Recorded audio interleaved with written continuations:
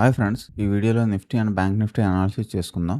Market అనేది previous లెవెల్స్కి మళ్ళీ రిటెస్ట్ అవుతుంది సపోర్ట్ లెవెల్స్కి. అంటే మార్కెట్లో బుల్స్ యొక్క పవర్ అనేది తగ్గింది, బేర్స్ యొక్క పవర్ అనేది పెరుగుతూ ఉంది.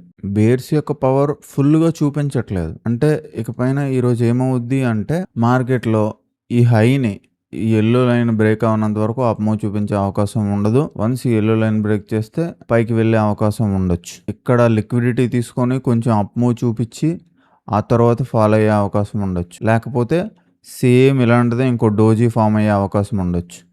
ఈ 3 థింగ్స్ నిఫ్టీలో జరగచ్చు. అండ్ బ్యాంక్ నిఫ్టీ విషయంలో మార్కెట్ ఇటువంటి క్యాండిల్ ఫార్మేషన్ జరిగింది కాబట్టి ఈరోజు 2 విషయాలు జరగచ్చు. ఇక్కడ నుంచి మార్కెట్ అనేది ఈ లోని రెస్పెక్ట్ చేస్తూ గ్యాప్ అప్లో ఓపెన్ అయ్యి ఇక్కడ నుంచి ఒక పెద్ద గ్రీన్ క్యాండిల్ అయినా ఫామ్ అవ్వాలి యాజ్ ఫర్ టెక్నికల్ అనాలిసిస్. లేకపోతే ఈ హైని బ్రేక్ చేయకుండా, ఈ పైన ఉన్న హైని బ్రేక్ చేయకుండా ఇక్కడ నుంచి ఒక రెడ్ క్యాండిల్ అయినా ఫామ్ అవ్వాలి. ఈ 2 థింగ్స్ జరగాలి ఈరోజు. వన్స్ 1 మినిట్ టైం ఫ్రేమ్లోకి వెళ్తే మనకు అర్థమవుద్ది. సేమ్ కన్సోలిడేషన్లో ఉంది మార్కెట్. ఈ లోన్ బ్రేక్ చేయకపోతే ఈ 1, 2, 3 ఈ లోన్ ఎప్పుడైతే బ్రేక్ చేస్తుందో మార్కెట్, లోన్ బ్రేక్ చేసిన తర్వాత డౌన్ఫాల్ రావచ్చు.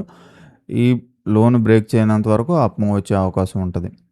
Thank you so much. ఈ ఇన్ఫర్మేషన్ వాల్యుబుల్గా అనిపించినట్లయితే లైక్ చేయండి, కామెంట్ చేయండి అండ్ సబ్స్క్రైబ్ చేయండి. బాయ్.